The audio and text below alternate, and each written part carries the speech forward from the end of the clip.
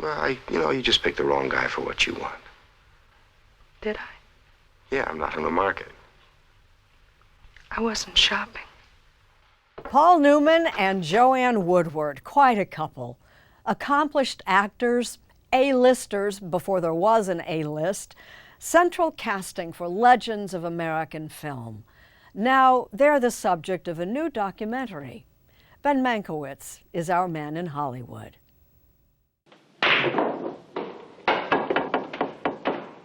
Very good shot. I got a hunch, fat man. I got a hunch it's me from here on in. He's Paul Newman. One ball, corner pocket. With those fierce blue eyes and that flawless face. Tough luck, Ron, and with a hard-earned reputation for playing flawed characters. Don't you ever ask? Well, the only question I ever ask any woman is, what time is your husband coming home? Hey, maybe one night this week. He can tell your wife you got to see a patient. And do what? Go dancing. I bet you're a real cute dancer. She's Joanne Woodward, the oldest living winner of the Oscar for Best Actress. You got a thin skin is what you got. Their passion for their work. But the world belongs to the meat eaters, Miss Clara, and if you have to take it raw, take it raw. And for each other. I couldn't live that way. Lasted half a century. I'm just sitting here stark and naked as the day I was born. Not only were they megawatt stars. Does that open any interesting lines of conversation? Well? They were a Hollywood anomaly, a happily married couple. But that part of their story is more fable than fact. We'll get to that later. They presided over sort of the end of the movies as the universal art form. The remarkable Newman Woodward story is told fully and told honestly, warts and all, in a 6-part documentary, The Last Movie Stars, streaming this week on HBO Max. They were the last people who were treated at the beginning of their careers the way Gary Cooper, Katharine Hepburn were treated, and they survived. I fell more in love with them as I did it, and the more you care about them, the more you want to do the story justice. The director is an actor, 4-time Oscar nominee Ethan Hawke, who landed the gig in a phone call from one of Woodward and Newman's daughters. She thought that somebody should make a documentary about her parents, and I was like, oh, definitely, that would be a great documentary. And she's like, would you do it? And I remember I was like, oh, me? Why me? What's the best part of being Paul Newman's daughter? Probably the eyes. Clea Newman is Joanne and Paul's youngest. If you look at my smile, it's exactly Mom's, and if you look at my nose, it's exactly Dad's. Clea thought a veteran stage and screen actor like Hawke would understand the pressures her parents faced. They were two really complicated people. They were in a really complicated business. It's hundreds of thousands of pages. The words of Newman and Woodward themselves form the core of the documentary. The element that the kids gave me that I knew was gold was an abandoned memoir that Paul was writing in the mid-'80s. He had his best friend, Stuart Stern, interview all the most important people in his life, John Huston, Robert Altman, and people that he worked with. And Joanne. And Joanne. He even interviewed his ex-wife. Those interviews were recorded, yet you won't be hearing them, because in 1991, Paul Newman literally set the tapes on fire. The story is that he took them down to the dump and burned them. But he didn't burn the transcripts. And then I had this idea that what if I asked all my actor friends to play these parts and bring them back to life? I'm trying to turn it into kind of like a play with voices, a community looking back. George Clooney plays Newman. The glue that held Joanne and me together was that anything seemed possible. Clea Newman believes her father had a specific goal when he agreed to be interviewed. He wanted to dispel the myth that everything was perfect, that everything came easy. That's not the case. Hi, I'm Chris Darling. Yes, I know. Paul and Joanne met on Broadway in 1953. Immediately, they were drawn to each other. At the beginning of their relationship, it was not a complicated conversation about who was the better actor. Everybody thought Joanne was the better actor. Is that right? Everyone. Including Paul. Including Paul. The Paul-Joanne romance began as an extramarital affair. Paul had a wife and 3 young children.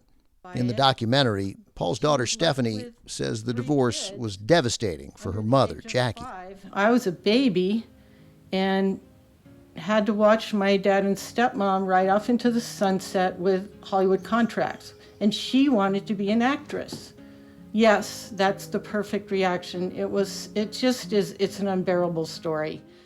It's unbearable from Jackie's point of view, and I think the remarkable thing that I kind of admire about Paul Newman, when he set out to do the memoir, he asked his best friend to please go interview Jackie and get her side of the story.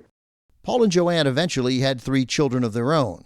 Joanne, in one of those interviews that Paul burned, read here by Laura Linney, expressed her bouts of ambivalence regarding motherhood. Somebody once asked me, what was it like to be home and raising your children and having a career and everything? And I said it was horror. You were guilty if you were on set because you should be home with the children. If you were home with the children, you thought, why am I not on the set? Why is Shirley MacLaine getting all those parts? And then she says, my children are all wonderful. I love them all, and they are all individuals worthy of being loved. But if I had to do it over again, I'm not sure I'd have children. Actors don't make good parents. And I thought, as an actor myself, I needed to put that line in the movie. I think it was very hard for her to give up something that she was so passionate about. I don't blame her for that. But I'm still human and I'm her kid, so I don't think that she felt that way later in life at all. When they first married, she just won the Oscar. She's the star. And then she had to sit and watch her husband's career each year. I put in the documentary, there's a shot of the Beatles arriving in America. They said, what do you hope to do? And they say, meet Paul Newman. You know what I mean? You just do anything I say, don't you? Well, I want to stay. You're a nut. Part of that fame was Newman's considerable sex appeal. Oh, boy, she knows exactly what she's doing. Which he suggested was pure Hollywood fiction. And he says all of it is a myth. When people meet me, there's that initial excitement. And they start to talk to me, and that goes down the longer they talk to me. Sexual interest just diminishes with each passing moment. I loved you more than... Only the 2 people who are involved know what binds that relationship together. Their marriage, the documentary makes clear, was a challenge. Paul's excessive drinking was their biggest hurdle. The kids call him a functioning alcoholic. But Joanne says they worked at it together. Joanne gave him his confidence. Joanne taught him to believe in himself. Joanne taught him to love himself. When somebody asked her why their marriage worked, she said, there's my ego, and there's his ego, and there's our ego. And when we're both in service of our ego, we can do anything.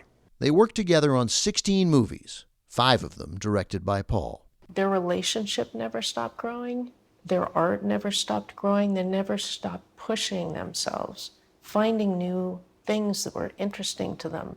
But you're right, that's got to come from you. Joanne directed theater, Paul raced cars, and together, this is what Newman's Own is all about. They were exceedingly generous philanthropists. How much did they give away?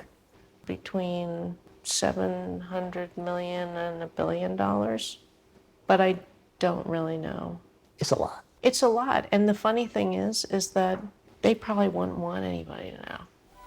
Every hotel room we've stayed in since we came to Europe has a mirror. Well? Why does it always have to be right in front of the bed? Other countries, other morals. What they likely would want us to know is that they both did their finest work and became their best selves in the last act of their lives. I feel like we all need heroes that show the end of our life as a possibility of being the best part of our life. They never weren't holding hands, his arm around her. They were so in tune with each other. It was like what a good relationship can look like after you work really hard through the tough times. The toughest times came quickly. In 2007, Woodward, at 77, was diagnosed with dementia. Less than 10 days later, Newman learned he had terminal cancer. When my father was dying, my mother, she didn't want to be in the room. And so we were walking around in the living room, and then she looked at me and she said, I have to go to him. And she walked in and just grabbed his feet, and he took his last breath. You know, even in death, the last person he wanted to connect with was her.